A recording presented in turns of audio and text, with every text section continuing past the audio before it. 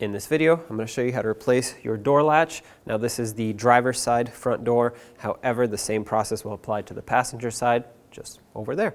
So let's get started. To get this door panel off, I'm going to start right up in the corner here, remove this black trim piece, grab it from the top, just pull straight out. Underneath the grab handle, you'll notice a little cap. Go ahead and pry this open, and then that will expose two 7mm screws. Remove both. At the bottom of the door, there will be two more. This truck has manual windows, so it has the crank lever here that we have to remove. It has a cover on it that we have to pop off. Once you pop this cover off, push it to the side like this, and then use a T20 Driver. A socket and ratchet might not fit there just because this hole is too narrow, and unscrew the T20 screw that holds this onto the window regulator. And with that unscrewed, you can pull the handle right off. Now, if you have power windows, you're most likely going to have some switches up here that will have to be unplugged. With all of this removed, we can grab the door panel, lift it straight up, and since we have no other wiring, you can pull it right off. To access this door latch, we have to peel back the vapor barrier. A lot of times it will be stuck to the door. Mine, someone's already been in here and the glue has kind of gone away, but we can fix that later. Basically, you need to get access in here. To get this door latch loosened up, we have to disconnect some rods, and I'm going to start with that one over there that goes to the outer door handle lock. All I need to do for this one is get a screwdriver or anything that'll get in here and pry these two tabs apart so I can slide the rod out. There we go. Next is this yellow one, which all you have to do is pry the yellow locking mechanism down, and then the rod should slide out. This is for the lock indicator. There's also this green tab here, which I'm gonna get with a pick, hook onto the back side of it, and pry it open. This will allow the outer door handle rod to pop out. There we go. All the way at the bottom, you'll notice an electrical connector. Underneath, there's a tab.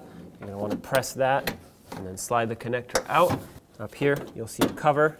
Pop this cover off and leave it off, because as soon as this gets unbolted, we're going to have to remove the cable for the inner door handle. On the outside, you have three T27 fasteners. Remove all three.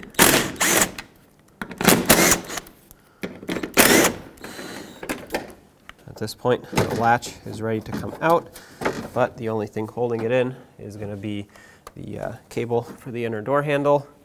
Try and pop it off of this clip here so that I can better maneuver the latch around. Looks like if we unbolt the window track with a 10mm from right down here, we can actually push it back. Okay, with this out of the way now, we have even better access to getting this door latch out of here. Get it to slide past the window track, and you can remove it through this larger opening. Now you can see how this is held in place here. Go ahead and pop it off, just like that.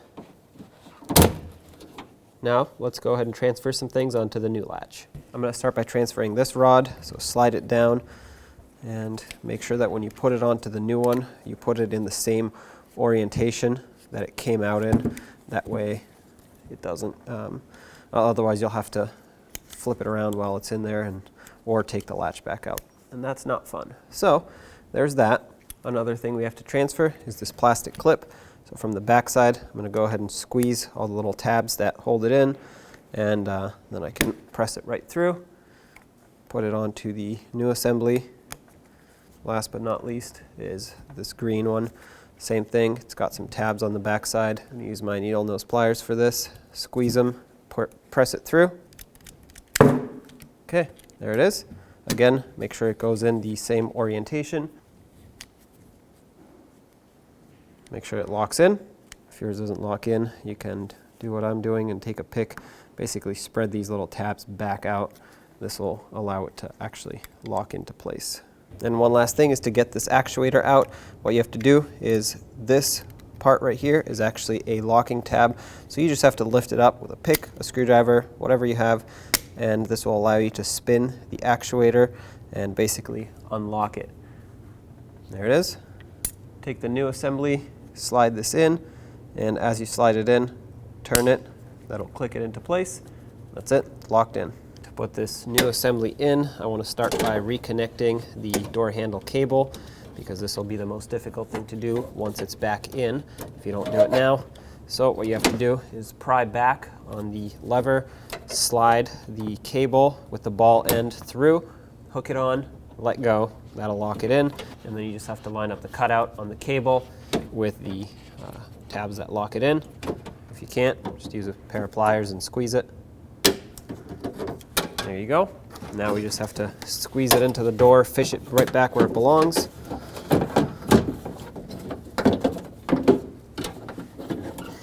Okay, I'm going to bolt it up. That way it stops wiggling around. Start the screws in by hand because you do not want these to cross thread. And try to make the latch as perfectly centered as possible. Tighten these up.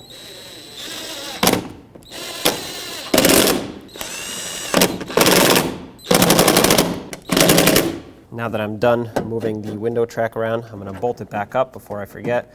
And you can see the witness marks from the washer. Try to line it up the same exact way, otherwise your window might either be too loose in the track or too tight if the track is too far inward, and then you'll have some issues.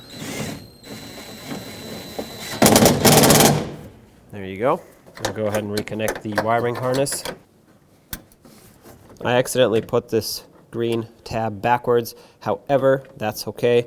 It actually helps out because I can open it and close it from this side now. It doesn't really matter which direction you put it in as long as it's locked in fully. Slide the rod back in, lock it, make sure the outer door handle operates correctly, which it does. Take the lock rod for the outer lock, press it in, hook the lock indicator back on. Well, actually make sure the tab is facing down first, so that after you slide the rod through, you can lock it in place. And now, if you unhooked the cable for the inner door handle, go ahead and re-secure it to the door. Now put the vapor barrier back. If yours doesn't stick back on at all, you're going to want to use some tape and just try to hold it up the best you can, because this actually blocks any moisture or debris from getting inside of your door panel and therefore inside the cab. So you want that nice and sealed up the best you can. Now grab the door panel, slide it down from the top, make sure the lock indicator goes through, line it up with all of the hooks in the door. Okay, slide it down.